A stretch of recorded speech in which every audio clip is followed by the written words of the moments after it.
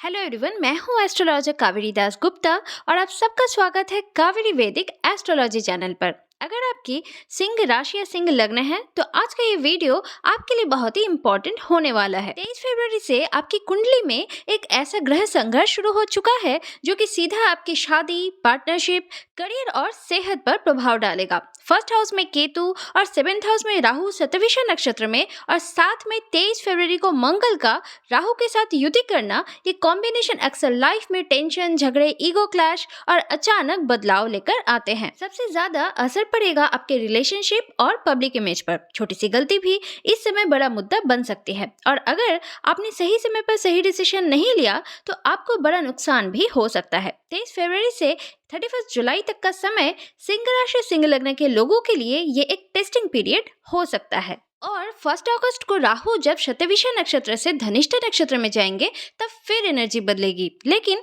तब तक का समय संभल कर चलने का है। एंड इस वीडियो में मैं आपको डिटेल में बताऊंगी कि आपके married life, business, job, health और फैमिली में इस ट्रांजिट का क्या पॉजिटिव और क्या नेगेटिव परिणाम देखने को मिल सकते हैं। और भी स्पेशली इस वीडियो को एंड तक जरूर देखिएगा क्योंकि वीडियो के एंड में मैं आपको कुछ पावरफुल रेमेडीज बताने वाली हूँ जो कि इस कठिन दौर में आपको सुरक्षा दे सकती है। एंड अगर आप एस्ट्रोलॉजी के सच्चे और गहरे विश्लेषण रेगुलर चाहते हैं तो प्लीज इस चैनल को सब्सक्राइब जरूर कर दीजिएगा और पास के बेल आइकन को भी प्रेस कर दीजिएगा ताकि आने वाले ग्रहों के हर अपडेट्स आप तक जल्द से जल्द पहुंच सके। तो चलिए अब शुरू करते हैं और देखते हैं कि ये ग्रहों की युति सिंह राशि सिंह लग्न के लोगों के लिए चेतावनी है या कोई छुपा हुआ अवसर। सबसे पहले सिचुएशन को समझिए। आपके राशि और लग्न के लॉर्ड होते हैं सूर्य, और सूर्य हमको क्या देते हैं? आत्मविश्वास, ऑथोरिटी, लीडरशिप और सेल्फ रिस्पेक्ट। सिंह राशि और सिंह लग्न के लोग नेचुरली ही कॉन्फिडेंट, बोल्ड और स्ट्रॉन्ग पर्सनालिटी वाले होते हैं।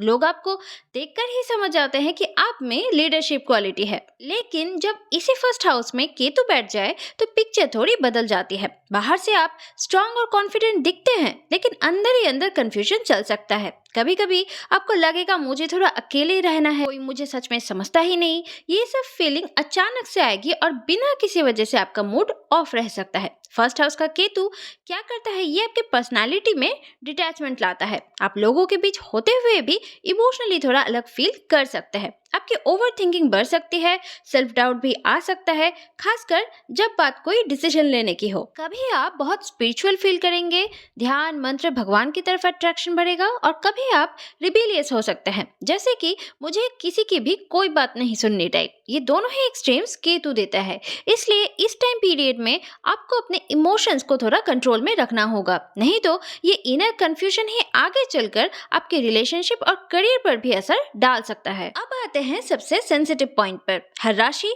और लग्न के लिए 7th हाउस सबसे ज्यादा इंपॉर्टेंट होता है। ये हाउस शादी, life partner, business partnership, public dealing और रेपुटेशन का घर है, और यहाँ पहले से ही आपके सूर्य, शुक्र, बुध और राहु मौजूद है। सूर्य यहाँ आपके ईगो को एक्टिवेट करेंगे, शुक्र रिलेशनशिप और अट्रैक्शन को स्ट्रॉन्ग करेंगे, बुध कम्युनिकेशन को तेज बनाएंगे और राहु इल्यूशन, डाउट और ऑब्सेशन जैसी चीजों को एक्सट्रीम बना देंगे। और 23 फरवरी को ऑलरेडी मंगल आपके 7th हाउस में आकर राहु के साथ युति कर चुके हैं। ज्योतिष के अनुसार मंगल राहु की युति को अंगारक योग के रूप में देखा जाता है, और इसके वजह से ही आप में इम्पल्सिव डिसीजन, गुस्सा और अचानक रिएक्शन भी इस दौरान देखने को मिलेगा। अब सोचिए 7th हाउस में इतने सारे ग्रह एक्टिव हो जाए तो रिलेशनशिप और पार्टनरशिप में तो हीट बढ़ेगी ही। इसका और क्या क्या प्रभाव पड़ सकता है आपकी लाइफ में?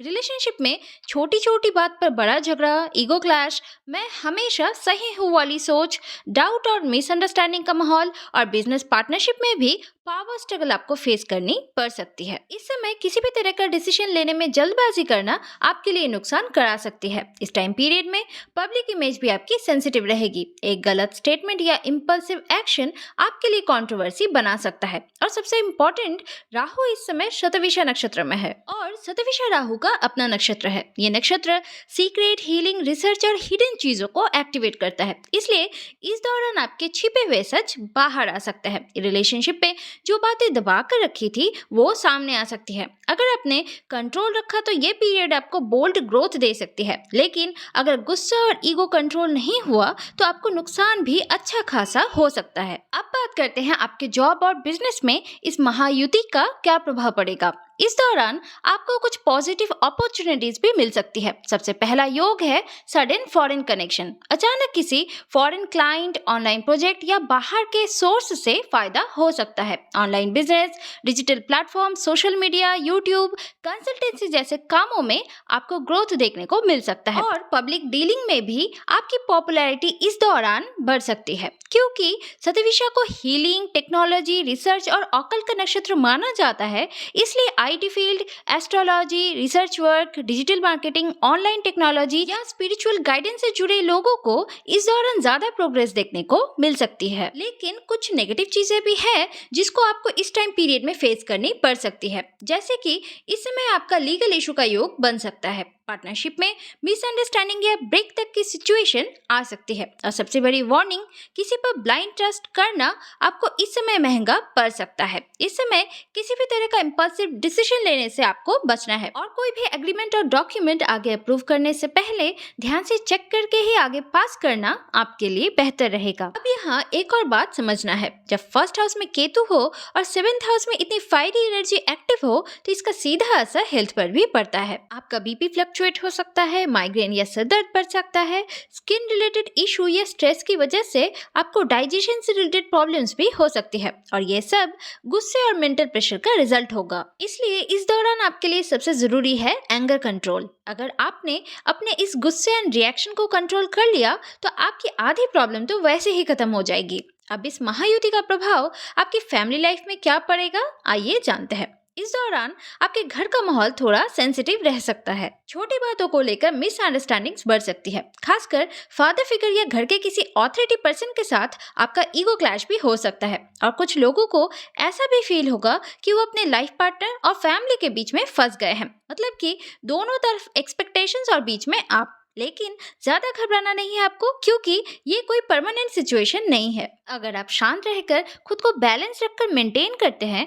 तो 31 जुलाई तक धीरे धीरे सिचुएशन स्टेबल हो सकती है। लेकिन सिर्फ टेंशन ही नहीं, इस पीरियड में कुछ बड़ी अपॉर्चुनिटीज भी छुपी हुई है। आपको अचानक से फेम मिल सकता है, सोशल मीडिया पर वायरल होने का योग बन सकता है, कुछ लोगों को अनएक्सपेक्टेड मैरिज प्रपोजल मिल सकते हैं और फॉरेन ट्रैवल या फॉरेन कनेक्शन का भी स्ट्रॉन्ग चांस है। ये समय रिस्की जरूर है लेकिन उतना ही पावरफुल भी। अब सबसे इम्पोर्टेंट बात, 1 अगस्त के बाद क्या होगा। 1 अगस्त को राहु शतभिषा नक्षत्र से निकलकर धनिष्ठा नक्षत्र में जाएंगे, जिससे इसके बाद आप में एग्रेशन धीरे धीरे कम होगा, फाइनेंशियल स्टेबिलिटी इंप्रूव होगी और डिसीजन मेकिंग भी ज्यादा प्रैक्टिकल होगी। मैं आपको बताऊंगी last but not the least, सबसे इम्पोर्टेंट आपके लिए कुछ पावरफुल रेमेडीज। इस टाइम पीरियड को बैलेंस करने के लिए प्रतिदिन आप हनुमान चालीसा का पाठ करें। इससे आपके मंगल के एग्रेसिव एनर्जी शांत होगी। राहु के प्रभाव को कम करने के लिए सैटरडे को काली उड़द की दाल का दान करें और रोज सुबह सूर्य देव को जल जरूर चढ़ाएं, क्योंकि सिंह लग्न के लिए सूर्य की कृपा बहुत ही इंपॉर्टेंट होती है। और अगर पॉसिबल हो तो अपने पास एक छोटा सा चांदी का स्क्वायर पीस रखें। यह आपके ओवरऑल एनर्जी को बैलेंस करने में मदद करेगा। इस प्रकार 23 फरवरी से 31 जुलाई तक का समय सिंह राशि सिंह लग्न के लिए एक इम्पोर्टेंट और कार्मिक टाइम पीरियड रहेगा और सही समय पर सही निर्णय लेना ही आपको सफलता की तरफ ले जाएगा। अगर ये वीडियो आपको वैल्यूएबल लगा हो तो वीडियो को लाइक और शेयर जरूर कर दीजिएगा और ऐसे ही सटीक और गहरे एस्ट्रोलॉजी अपडेट्स के लिए कावेरी वैदिक एस्ट्रोलॉजी चैनल को सब्सक्राइब करके पास के बेल आइकन को भी प्रेस जरूर कर दीजिएगा, ताकि आने वाले इंपॉर्टेंट ग्रह ट्रांजिट और प्रेडिक्शन वीडियोस आपसे मिस ना हो। Thank you.